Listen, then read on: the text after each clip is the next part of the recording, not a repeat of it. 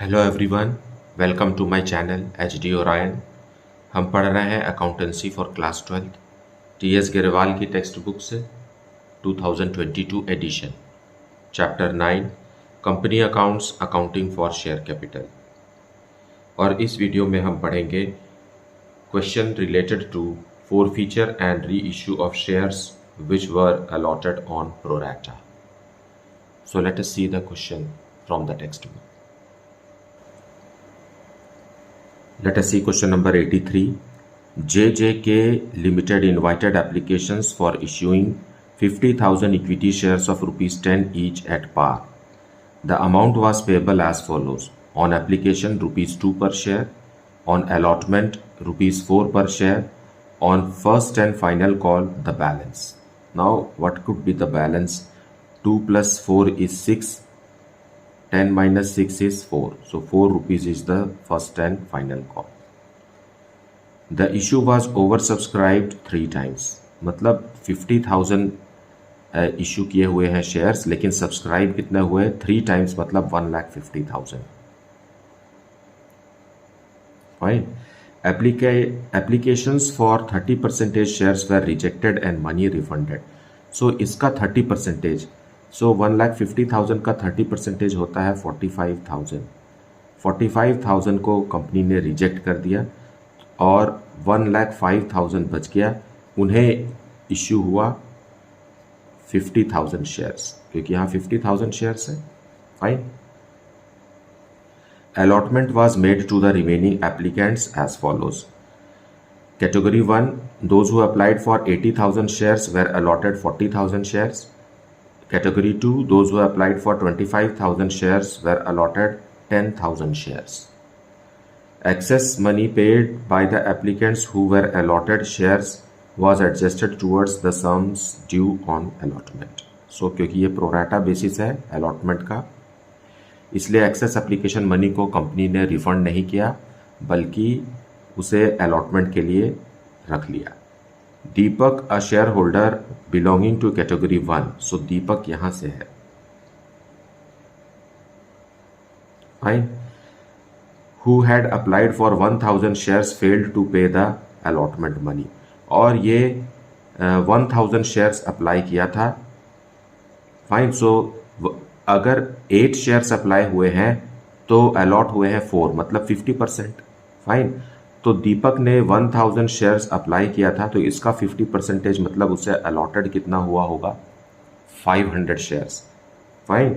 And failed to pay the allotment money. So Deepak के 500 shares पर allotment का पैसा नहीं आया, लेकिन इसका एक्सेस एप्लीकेशन मनी है जिसे कंपनी को अलॉटमेंट में एडजस्ट करना है दीपक के लिए. उसी तरीके से एक और शेयर होल्डर है Raju. A shareholder holding 100 shares also failed to pay allotment money. अब राजू ने भी allotment money नहीं दिया. Raju belong to category 2. अब राजू यहां से belong करता है category 2 से, और उसके पास 100 शेयर्स है, मतलब उसके पास allotted number of shares कितने हैं? 100.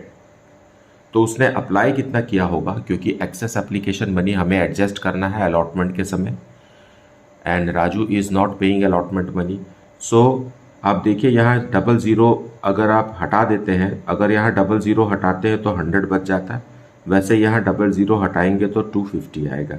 सो 250 शेयर्स राजू ने अप्लाई किए थे, तो उसे मिला है 100 शेयर्स. सो यहाँ पर भी हमें इसका एक्सेस एप्लीकेशन मनी यूज करेंगे अलॉटमेंट के समय. Shares of both Deepak and Raju were forfeited immediately after allotment. So allotment का मनी नहीं देने से दोनों के शेयर को फोरफीट कर लिया गया. Afterwards first and final call was made and was duly received. The forfeited shares of Deepak and Raju were reissued at ₹11 per share fully paid up. Now in forfeited shares को company ने 11 rupees per share as fully paid up issue कर दिया, मतलब 1 रुपी premium पर. 1 रुपी premium पर री issue हुआ है, मतलब दीपक और राजू का जो फोरफीटेड अमाउंट है वो डिस्काउंट के रूप में रीइश्यू के समय यूज़ नहीं हुआ. एज ए रिजल्ट पूरा का पूरा अमाउंट कैपिटल रिजर्व में ट्रांसफ़र होगा. तो आप इसे यहाँ से ही समझ सकते हैं कि दोनों ने अप्लाई कितना किया है, 1,000 दीपक ने और 250 रुपीज़ राजू ने, और इन्होंने सिर्फ एप्लीकेशन मनी दिया है। सो दीपक ने कितना अमाउंट दिया, 1000 इंटू 2 दैट इज 2000। उसी तरीके से राजू ने कितना अमाउंट दिया, 250 into 2 that is 500।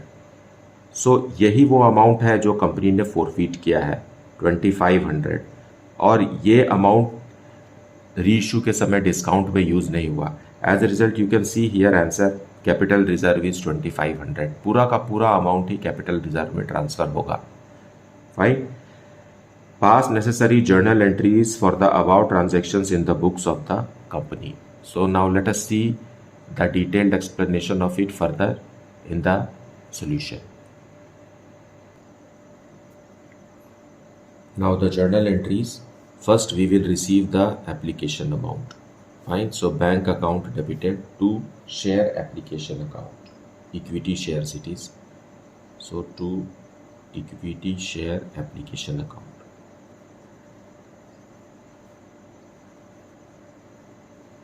50,000 shares company ने इश्यू किए हैं, लेकिन एप्लीकेशंस आए हैं 3 टाइम्स मोर। मतलब क्या हुआ, 1,50,000 शेयर्स के लिए एप्लीकेशन आया है एंड एप्लीकेशन मनी इज ₹2 पर शेयर। सो 3 लाख रुपीज़ कंपनी एप्लीकेशन के नाम से रिसीव करेगी।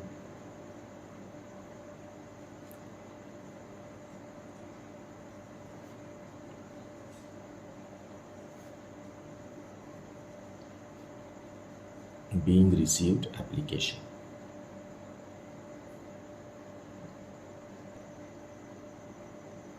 अब इसे हम ट्रांसफर करेंगे। So equity share application account debited ₹3 lakh, transfer होगा कैपिटल में। So to equity share capital account. Capital में सिर्फ 50,000 शेयर्स का ही अमाउंट ट्रांसफ़र किया जा सकता है क्योंकि कंपनी ने इतना ही इशू किया है। So 1 lakh will go to capital. Then to equity share allotment के लिए हम कुछ पैसा रख लेंगे क्योंकि जिनको अलॉटमेंट हुआ है प्रोराटा बेसिस पर उनका अमाउंट हम अलॉटमेंट अकाउंट के लिए यूज़ करेंगे और जो बाकी का अमाउंट है वो हम बैंक के थ्रू रिफंड कर देंगे। सो क्वेश्चन में कहा है जितना भी एप्लीकेशन आया है उसका 30%, यस 30%। सो 1,50,000 शेयर्स का 30% है 45,000 शेयर्स। 45,000 शेयर्स का एप्लीकेशन मनी ₹2 के हिसाब से 90,000 rupees will be refunded to the applicants. अब बाकी जो बच गया 1,10,000 ये बैलेंसिंग फिगर है, आप यहाँ से निकाल सकते हैं। और वैसे भी आप देखें तो 50,000 प्लस 45,000 हो गया 95,000। सो बाकी जो बचा वो 55,000 शेयर्स का पैसा कंपनी अलॉटमेंट के लिए रख रही है क्योंकि इन दोनों में से ही प्रोराटा अलॉटमेंट हुआ है। इनको एक भी शेयर अलॉट नहीं हुआ है। एज ए रिज़ल्ट इनके पैसों का या इनका एप्लीकेशन मनी को रखना सही नहीं है, इसे तुरंत ही वापस कर दी थी company. Being transferred and refunded.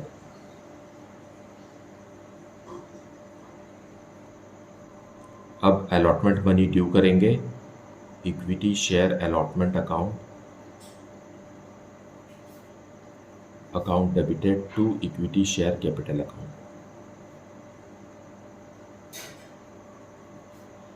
50,000 shares company ने इशू किए हैं, सारे के सारे सब्सक्राइब्ड हैं और ₹4 के हिसाब से 2 lakh rupees is transferred to capital account. इसे हम ड्यू की एंट्री भी कहते हैं, बीइंग अलॉटमेंट मनी ड्यू।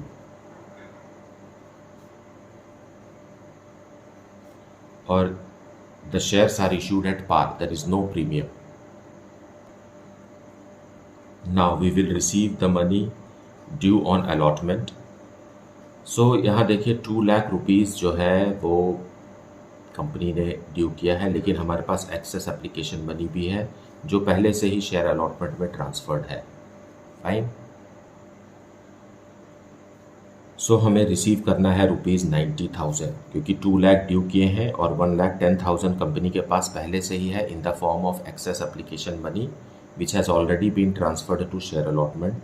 सो यहाँ 2 लाख, अगर इसका डिटेल शो करें तो 2 लाख में से 1,10,000 रुपीज़ कंपनी को नहीं मिलेगा to equity share allotment account.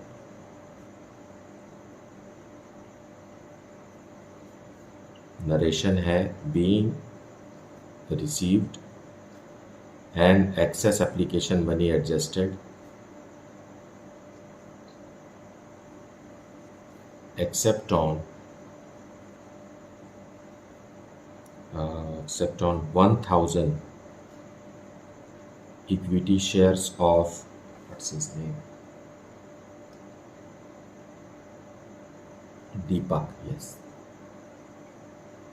Deepak, and 100 equity shares of Raju. So let us calculate कि what will be the amount of arrears. Fine. So दीपक के लिए पहले कैलकुलेट करते हैं। दीपक ने, देखो, जिसने अप्लाई किया है हाउ मच, 80,000 शेयर्स, ये कैटेगरी 1 को बिलोंग कर रहा है। दीपक जो कि 80,000 शेयर्स वाले कैटेगरी का है और इसे कंपनी ने अलॉट किया है 40,000 शेयर्स, मतलब just 50%। Fine, by observation you can know this. और क्वेश्चन में यहाँ लिखा हुआ है कि दीपक का share holder applied for 1,000 share. So Deepak ने अगर 1,000 शेयर्स अप्लाई किया है तो उसे हाफ ही मिला होगा ना, 500। So no need to go for extra calculation, this way also you can make out. And application money है 2 रुपीज़, मतलब दीपक ने 2,000 रुपीज़ कंपनी को भेजा एज आ एप्लीकेशन मनी और उसे 500 शेयर्स अलॉट हुए तो कंपनी ने 1,000 रुपीज़ उसमें से एक्सेप्ट किया। बाकी का जो 1,000 रुपीज़ है ये एक्सेस एप्लीकेशन मनी है हुआ। Fine. Now on allotment, on allotment क्या होगा, दीपक के 1,000 शेयर्स पर कंपनी 4 रुपीज़ ड्यू करेगी। फाइन, 500 शेयर्स पर 4 रुपीज़ से मल्टीप्लाई करेंगे तो ड्यू अमाउंट है ₹2,000 और ये Deepak is not paying the allotment money, लेकिन उसका 1,000 एक्सेस मनी है तो कंपनी जब एडजस्ट करेगी तो बाकी का जो 1,000 है दैट इज एरियर्स। फाइन। उसी तरीके से दूसरा पार्टनर है हमारा, second partner Raju. Now Raju second category को बिलोंग करता है और सेकेंड कैटेगरी में ये कहा गया है कि जिसने 25,000 शेयर्स के लिए एप्लीकेशन दिया है उसको मिला है 10,000 शेयर्स। फाइन। और राजू को रिसीव हुआ है 100 शेयर्स, मतलब इसने 250 शेयर्स अप्लाई किया होगा। Fine, just by observation you can make out. यहाँ से 00 गायब कर दीजिए तो आपको पता चल जाएगा कि उसने अप्लाई कितना किया था और उसे मिला कितना है। फाइन। इन्होंने भी 2 रुपीज़ पर शेयर के हिसाब से एप्लीकेशन मनी भेजा, मतलब 500 रुपीज़ भेजा और 200 रुपीज़ का शेयर्स इनको अलॉट हुआ, है ना, मतलब 300 रुपीज़ जो है वो एक्सेस है which will be utilized at the time of allotment.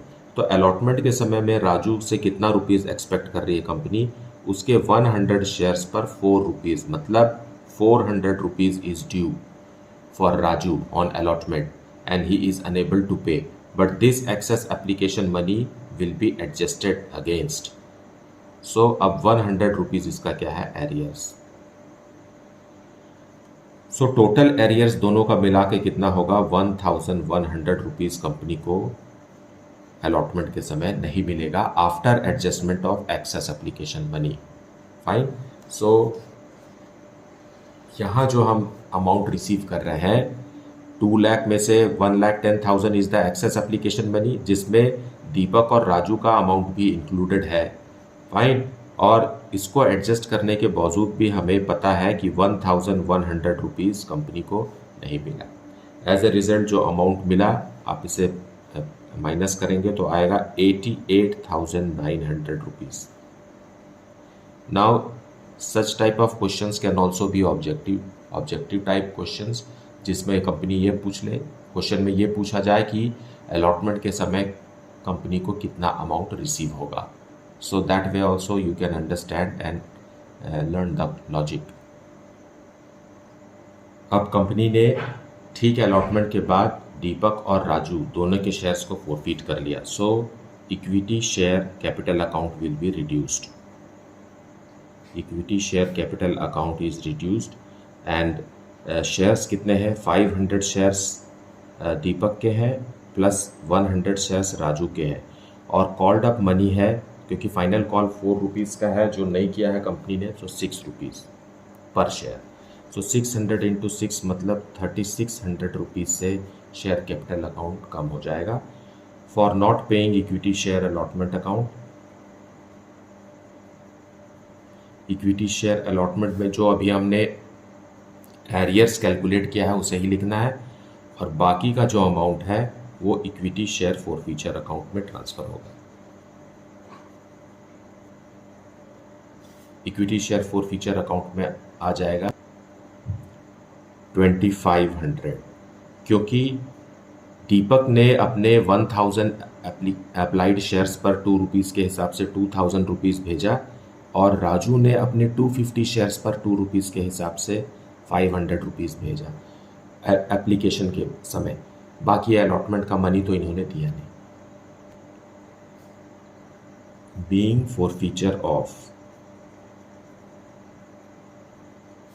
forfeiture of how much? 600 shares.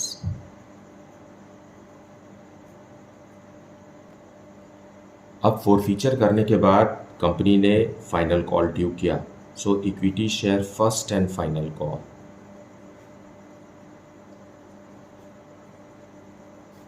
Account debited to equity share capital account. So 600 shares कम है आउट ऑफ 50,000. सो 49,400 शेयर्स पर final call at the rate of ₹4 per share is due. ₹1,97,600.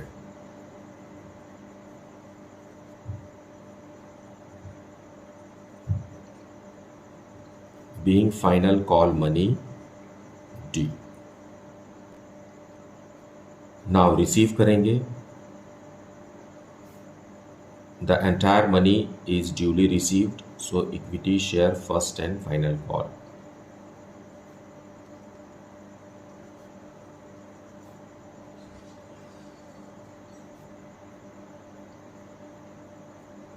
Being final call money received.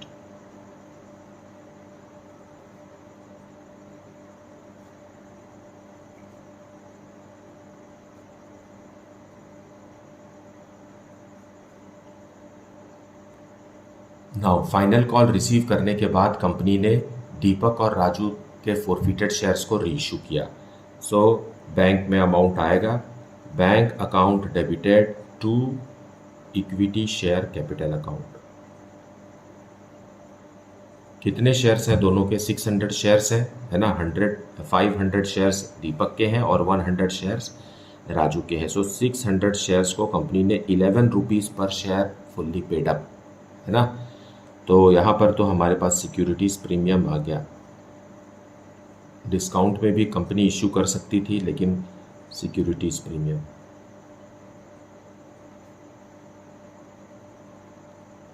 क्योंकि हर share कितने का है? 10 rupees का है, तो कैपिटल में सिर्फ 10 रुपीज़ ही ट्रांसफ़र होगा एज फुल्ली पेड अप है, और बाकी के 1 रुपी जो है 1 रुपी जो है वो प्रीमियम का है. Being reissue, being shares reissued at premium.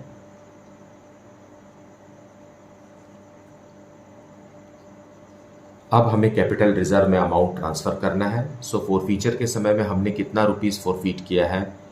₹2500 forfeit किया है, जिसमें से 2000 दीपक का है और 500 रुपीज़ राजू का है. और इस अमाउंट को हमें डिस्काउंट ऑन रीइश्यू के जैसे यूज़ करना था, और डिस्काउंट नहीं है रीइश्यू के समय में. So entire 2500 rupees will B transferred to capital reserve. So we will close equity share forfeiture account to capital reserve.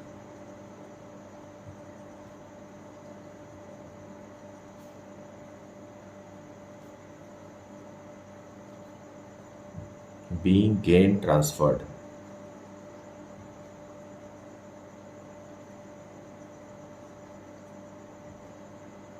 So this is the solution for question number 83.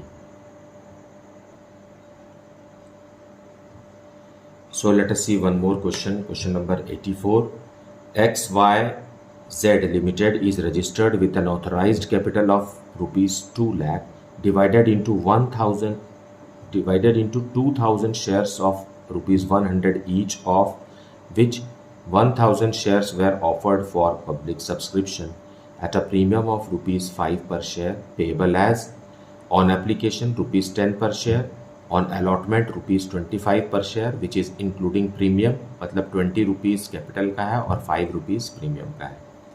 On first call rupees 40 per share, on final call rupees 30 per share. Applications were received for 1800 shares, that is over subscription, क्योंकि हमने issue किया है 1000 shares और application आया है 1800 shares के लिए, of which applicants for 300 shares were rejected outright. The rest of the applicants were allotted 1000 shares on pro rata basis. मतलब 300 shares को हमने रिजेक्ट कर दिया और बाकी के 1500 एप्लीकेशंस पर कंपनी ने 1000 shares on pro rata basis issue किया. Fine, on pro rata basis. Excess application money was transferred to allotment. All the money was duly received except from Sundar, holder of 100 shares, failed to pay allotment and first call money. His shares were later forfeited and reissued to Shyam at rupees 60 per share, rupees 70 paid up. मतलब 10 rupees discount है. Paid up से आप समझिए जो भी amount paid up में लिखा रहता है वही कैपिटल का अमाउंट होता है. फाइन. सो 70 रुपये का शेयर जारी किए हैं और पैसा लिए हैं, अमाउंट लिए हैं 60 रुपीज़ पर शेयर, मतलब 10 rupees is discount. Final call has not been made. Pass necessary journal entries and prepare cash book in the books of XYZ Limited. So let us see the solution for this. So solution 84 में हमें cash book बनाना है. So we will maintain this. All the cash transactions will be placed in the cash book. ये cash account नहीं है, ये cash book है, इसलिए cash और बैंक से related entries को हमें journal entry में show नहीं करना है. फाइन, सीधा उसे हमें कैश बुक पे लिखना है. सो सबसे पहले एप्लीकेशन रिसीव करेंगे. So to it is share application.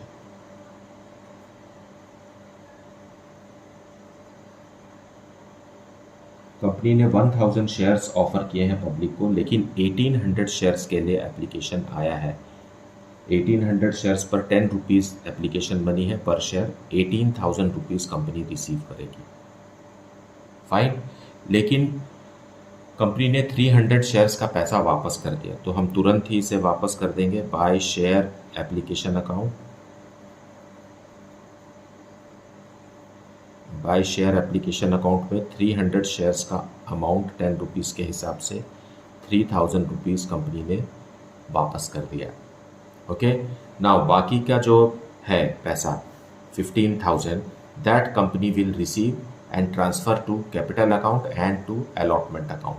Fine, क्योंकि एक्सेस एप्लीकेशन मनी को हम allotment account में ट्रांसफ़र करेंगे. So let us transfer it. Share application account debited. Share application में अब कितना बच गया? 3000 वापस करने के बाद 15,000 रुपीज़ बच गया. इसे ट्रांसफ़र करेंगे शेयर कैपिटल में, क्योंकि कंपनी के पास सिर्फ 1000 शेयर्स है इशू सब्सक्राइब, और 10 रुपीज़ के हिसाब से 10,000 rupees will be transferred to capital and excess application money is transferred to share allotment account. So 500 application money, 500 shares का application money, that is 5,000 is retained by the company to be adjusted on allotment. So being amount transferred.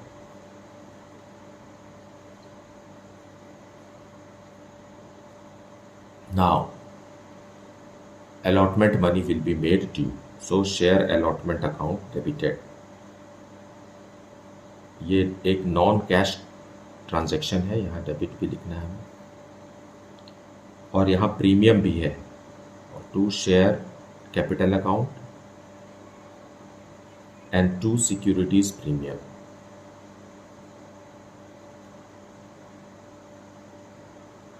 Now 1000 shares पर 25 rupees के हिसाब से 25,000 rupees is due in the name of allotment. Okay, उसमें से 1000 shares पर, क्योंकि 5 rupees premium है, इसलिए 20 rupees will be transferred to share capital and remaining 5 rupees on 1000 shares, that is 5,000 to securities premium, being allotment money due.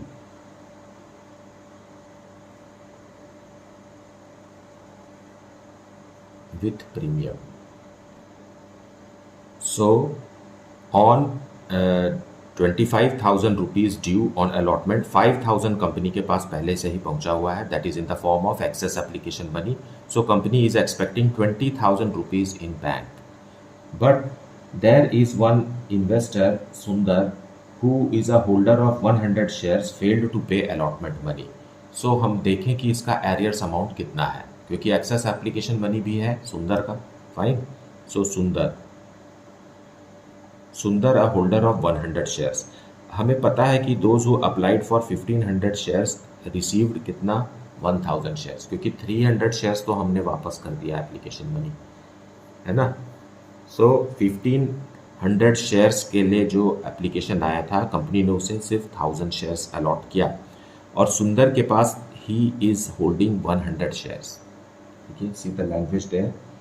Holder of 100 shares means allotted number of shares to Sundar is how much, 100. As a result Sundar ने कितना apply किया होगा, आप एक एक zero कम कर दीजिए. यहाँ 1 जीरो कम करेंगे तो 100 आ जाएगा, यहाँ 1 जीरो कम करेंगे तो 150 आ जाएगा. मतलब सुंदर ने 150 शेयर्स के लिए अप्लाई किया है, तब जा करके उसे 100 शेयर्स मिले हैं, और एप्लीकेशन मनी 10 रुपीज़ है. So Sundar has forwarded how much, 150 into 10, that is 1500 rupees to the company, और कंपनी ने उसका सिर्फ 1000 रुपीज़ एप्लीकेशन के समय एक्सेप्ट किया है, और इसलिए 500 rupees is the excess application money. 500 rupees excess application money है. अब सुंदर के 100 शेयर्स पर अलॉटमेंट के समय में 100 शेयर्स पर 25 रुपीज़ कंपनी ड्यू कर रही है. So it is 2500 rupees due on allotment from सुंदर, और ये पैसे नहीं दे रहा है, लेकिन इसका 500 कंपनी के पास पहले से ही है, तो ये हम एडजस्ट कर देंगे. हाँ, fine. And ₹2000 is the arrears amount. Okay, so Sundar का ऐसा लगता है कि 2500 रुपीज़ एरियर्स है, लेकिन एक्सेस एप्लीकेशन मनी को एडजस्ट करने के बाद 2000 रुपीज़ ही एरियर्स है. सो अब वापस यहाँ आप आइए, वापस इन एंट्रीज को देखेंगे तो कंपनी 25,000 रुपीज़ ड्यू की है, जिसमें से 5,000 रुपीज़ कंपनी के पास पहले से है. सो बैंक में आना चाहिए 20,000 रुपीज़, लेकिन अब सुंदर के 2,000 रुपीज़ और नहीं आ रहे हैं. एज ए रिजल्ट 20,000 में 2,000 और लेस करेंगे, और अमाउंट आएगा बैंक में 18,000 rupees. Fine. So we will write it on the debit side to share allotment. 25,000 rupees due किया था, जिसमें से 5,000 एक्सेस एप्लीकेशन मनी है, और सुंदर का 2,000 रुपीज़ नहीं मिला. एज अ रिजल्ट 18,000 रुपीज़ ही बैंक में रिसीव होगा.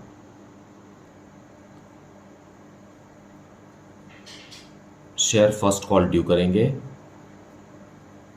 Share first call account debited to share capital account. क्योंकि सुंदर के शेयर्स फॉरफिट नहीं हुए हैं, तो पूरे के पूरे 1000 शेयर्स पर फर्स्ट कॉल ₹40 के हिसाब से 40,000 rupees is due, being first call due.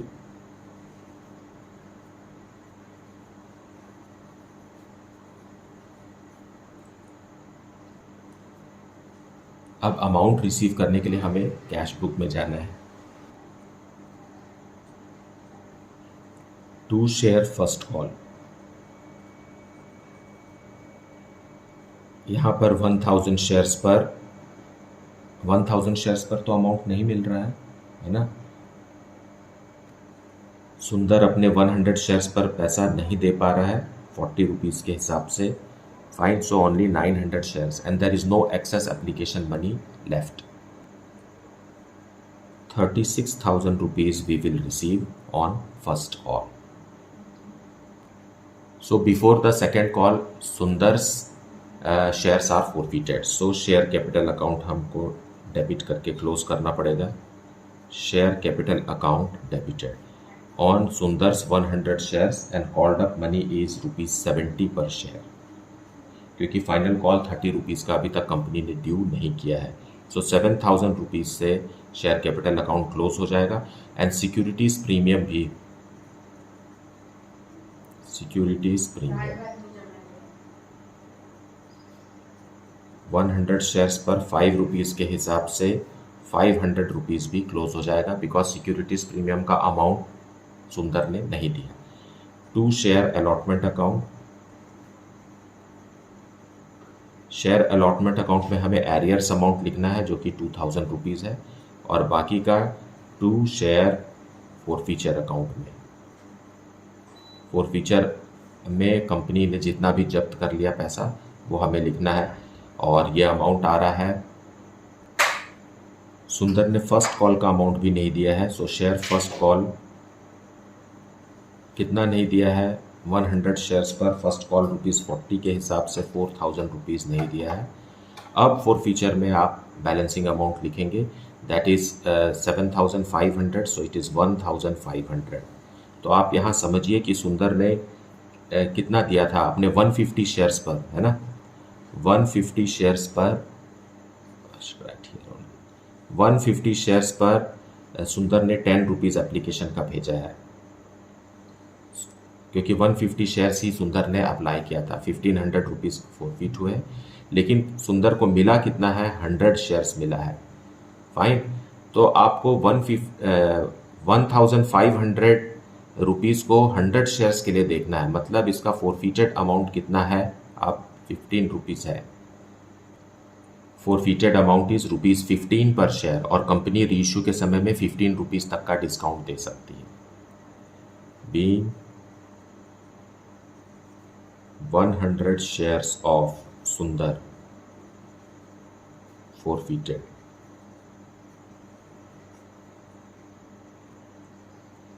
सुंदर के फोरफीटेड शेयर्स को कंपनी ने ₹60 पर शेयर रीइश्यू कर दिया, तो हम वापस कैश बुक में कैश रिसीव करेंगे।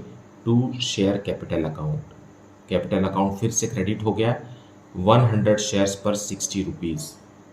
Fine, so as a result 6,000 rupees हमारे पास और आ जाएगा।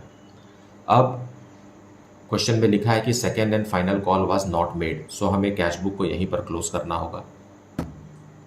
उससे पहले हम डिस्काउंट की एंट्री करते हैं, because discount is a non cash item, so उसे हमें कैश बुक में नहीं परंतु जर्नल में लिखना है। और डिस्काउंट है ₹10 पर शेयर, बिकॉज 60 रुपीज़ में इश्यू हुआ है और 70 रुपीज़ पेड अप है, so 10 rupees the difference is the discount that will be compensated from share forfeiture.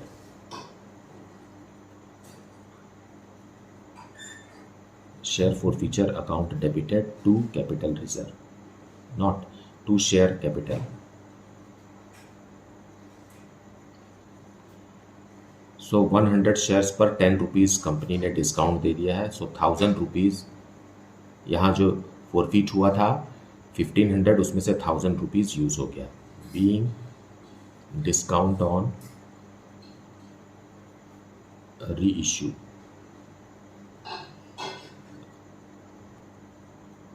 अब 1500 में से 1000 रुपीज़ यूज़ हो गया, और बाकी का जो 500 है वो कंपनी का गेन है, and that will be transferred to capital reserve. So share forfeiture account debited to capital reserve.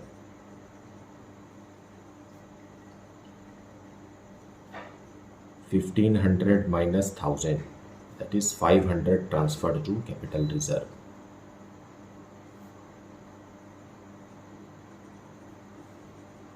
being gained transferred.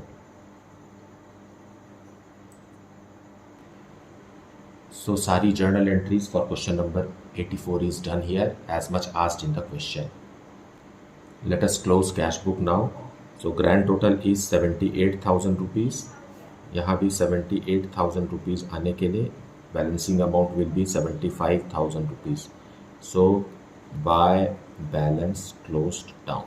So this is the balancing figure and we have to close cash book and 75,000 rupees is there. मुझे उम्मीद है आपने video को पूरा देखा है, अच्छे से देखा है, एक्सप्लेनेशन को भी अच्छे से सुना है, समझा है. इसके बावजूद भी अगर कुछ डाउट है then please put it in the comment section. Thank you so much for liking, subscribing and sharing the channel. And if you have not yet then please like it, subscribe it and share it with your friends. Thank you so much for watching the video.